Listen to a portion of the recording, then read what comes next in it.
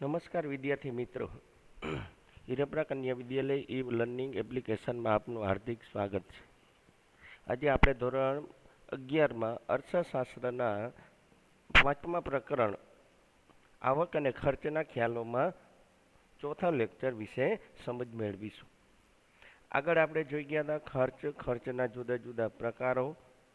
એમાં પણ છેલ્લે આપણે જોઈ ગયા હતા સ્થિર ખર્ચ અને અસ્થિર કુલ સ્થિર ખર્ચ અને કુલ અસ્થિર ખર્ચ. ત્યાર પછી આપણે આજે જોશું કુલ ખર્ચ. કુલ ખર્ચની આકૃતિ ઉદાહરણ દ્વારા સમજૂતી. તો સામાન્ય રીતે અર્થ ઉપરથી જ કહી શકાય કુલ ખર્ચ એટલે ટોટલ કોસ્ટ. વસ્તુનું કોઈ પણ વસ્તુનું કુલ ઉત્પાદન કરતાં કુલ જે ખર્ચ થાય છે એને કુલ ખર્ચ તરીકે ઓળખવામાં આવે છે. બીજા શબ્દમાં કહેવું હોય તો કુલ ખર્ચ એટલે ઉત્પાદન કરતાં જે બધો જ ખર્ચ થાય એને કુલ ખર્ચ કહેવામાં આવે છે. એની પહેલાં આગળ જોઈ ગયા હતા કુલ સ્થિર ખર્ચ અને કુલ અસ્થિર ખર્ચ. કુલ સ્થિર ખર્ચ એટલે કે ટોટલ ફિક્સ વેરિયેબલ કોસ્ટ અને કુલ અસ્થિર ખર્ચ એટલે ટોટલ વેરિયેબલ કોસ્ટ. અહીંયા ફિક્સ કોસ્ટ, અહીંયા વેરિયેબલ કોસ્ટ.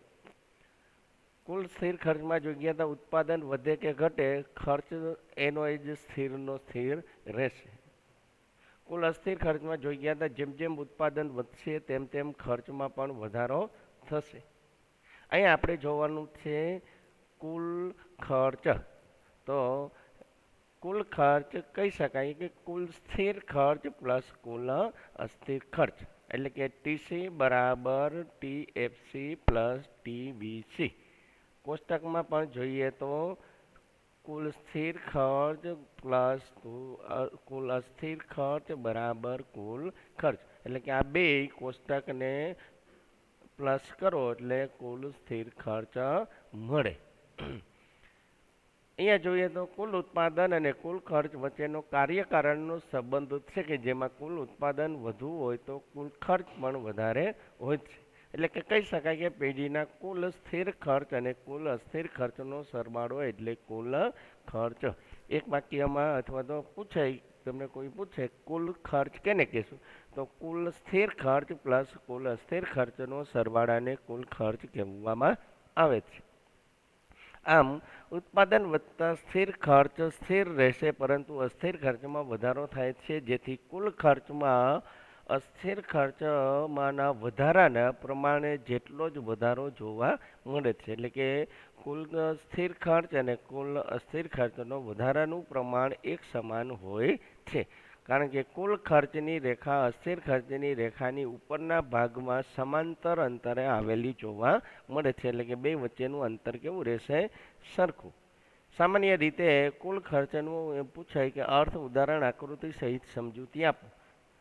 તો અર્થ આવડે કે કુલ સ્થિર ખર્ચ પ્લસ કુલ અસ્થિર ખર્ચ બરાબર કુલ ખર્ચ.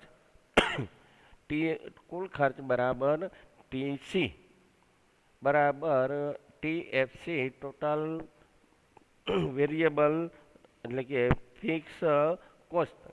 TFC total fix cost plus total variable cost એટલે કે કુલ સ્થિર ખર્ચ એમાં કુલ પ્લસ કુલ અસ્થિર ખર્ચ ઉમેરતા જે ખર્ચ આવે એને કુલ ખર્ચ કહેવામાં આવે છે. આગળ જોઈ ગયા એ જ બંને કોષ્ટકો અહીંયા મૂકવાના છે. આગળ જોઈ ગયા હતા કુલ સ્થિર ખર્ચનું કોષ્ટક, જેમાં બે કોષ્ટકો આવતા ઉત્પાદન અને કુલ સ્થિર ખર્ચ. તો ઉત્પાદન આગળ જોઈ ગયા પહેલા એકમે 0, બીજા એકમે 10, ત્રીજા એકમે 20, 30, 40, 50. એમાં ઉત્પાદન જેમ જેમ વધે છે પણ કુલ સ્થિર ખર્ચના કોષ્ટકમાં આગળ જોઈ ગયા હતા આંકડાઓ સ્થિરના સ્થિર રહેશે. 100, 100, 100, 100 એવા પહેલા એકમે કે પાંચમા એકમે કે ત્રીજા એકમે કુલ સ્થિર ખર્ચ સ્થિરનો સ્થિર રહેશે. આગળના પીરિયડમાં જોઈ ગયા તો કુલ અસ્થિર ખર્ચની રેખા જેમ જેમ ઉત્પાદન વધશે પહેલા એકમે 0 ઉત્પાદને અસ્થિર ખર્ચ 0, 10 એકમનું ઉત્પાદને અસ્થિર ખર્ચ 0 થી વધીને 80, 10 એકમથી ઉત્પાદન વધીને 20 એકમ થતાં ઉત્પાદન 80 એકમથી કુલ અસ્થિર ખર્ચ 80 એકમથી વધીને 150 એકમ થશે. 30 એકમનું ઉત્પાદન થશે ત્યારે 210 અસ્થિર ખર્ચ થશે. અહીં સુધી ઘટતા દરે ખર્ચમાં વધારો થાય છે, અહીંથી વધતા દરે અસ્થિર ખર્ચ વધે છે. એવું આગળ જોઈએ. હવે અહીંયા ખાલી વધારાની બાબત એટલી આવે છે કે આ બેયનો શું કરવાનો, પ્લસ કરવાના.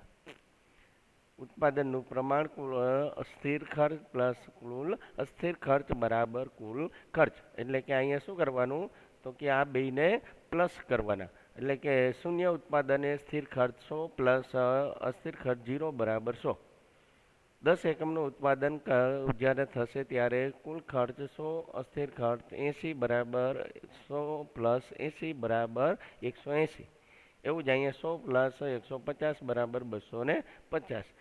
30 એકમનું ઉત્પાદન કરીએ ત્યારે 100 સ્થિર ખર્ચ સ્થિરનું સ્થિર જ રહેશે. એટલે કે 100 પ્લસ 210 બરાબર 310.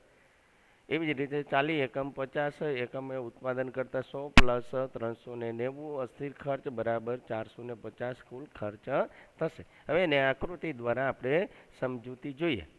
તો આ જ કોષ્ટકને અહીંયા આકૃતિમાં મૂકવાનું છે. આમ તો આ બે આકૃતિ તો આપણે આગળના લેક્ચરમાં જોઈ ગયા છે. એક સ્થિર ખર્ચની રેખા અને કુલ અસ્થિર ખર્ચની રેખા જોઈ ગયા. હવે ખાલી જોવાનું છે કુલ ખર્ચની રેખા. તો અહીંયા આકૃતિમાં દર્શાવ્યા પ્રમાણે ઓ એક્સ ધરી ઉપર શું દર્શાવશું, તો કે ઉત્પાદનનું પ્રમાણ, ઓ વાય ધરી ઉપર ખર્ચ દર્શાવવામાં આવે છે.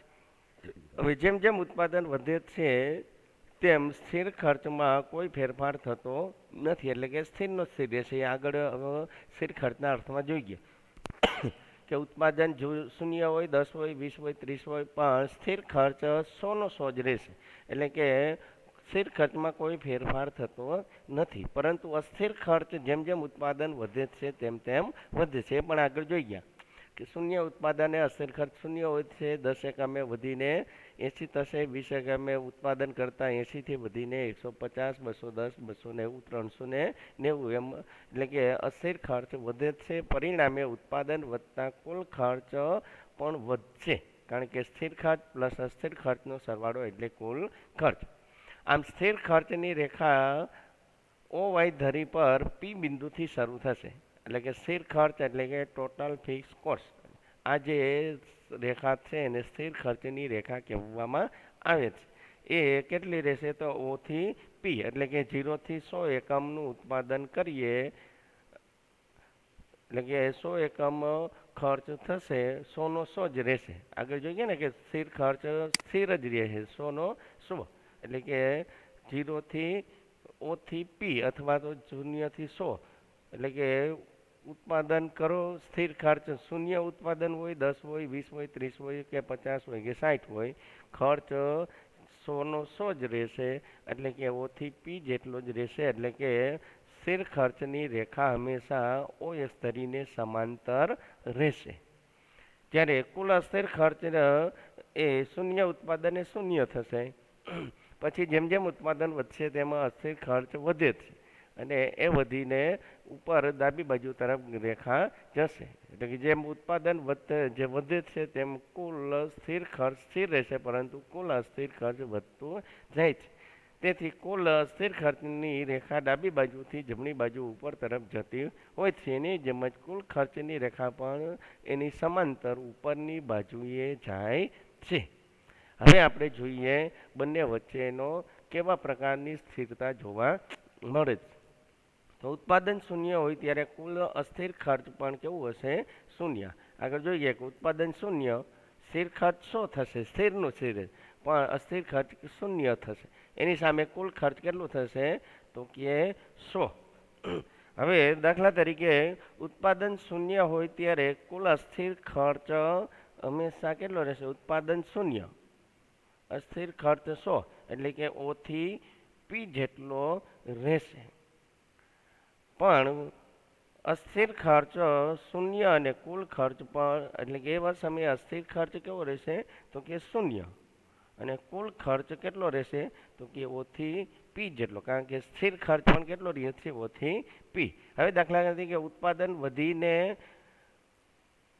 ઓથી ક્યુ થશે એટલે કે 10 એકમનું ઉત્પાદન થશે ત્યારે સ્થિર ખર્ચ 100 થશે, અસ્થિર ખર્ચ 80 થશે અને કુલ ખર્ચ 180 થશે. એટલે કે ઓથી ક્યુ એટલે કે 0 થી 10 એકમનું ઉત્પાદન કરવામાં આવે ત્યારે જોઈએ તો સ્થિર ખર્ચ બી બિંદુએ આવશે, અસ્થિર ખર્ચ સી બિંદુએ આવશે અને કુલ ખર્ચ એ બિંદુએ એટલે કે ઓ ક્યુથી Q1 થી એ જેટલું થશે, આ Q1 થી બી જેટલો ખર્ચ થશે, આ Q1 થી સી જેટલો ખર્ચ થશે. હવે ઉત્પાદન વધીને ઓથી Q2 જેટલું થશે એટલે કે 30 એકમ જેટલું ઉત્પાદન થશે ત્યારે સ્થિર ખર્ચ સ્થિરનો સ્થિર એટલે કે 100 રહેશે, અસ્થિર ખર્ચ 210 થશે અને કુલ ખર્ચ 310 થશે. અહીંયા જોઈએ તો થી ક્યુ જેટલું ઉત્પાદન કરતા કુલ ખર્ચ સ્થિર ખર્ચ ક્યુથી એફ જેટલો થશે કારણ કે સ્થિરને સ્થિર રહેશે એટલે કે એફ જેટલો થશે.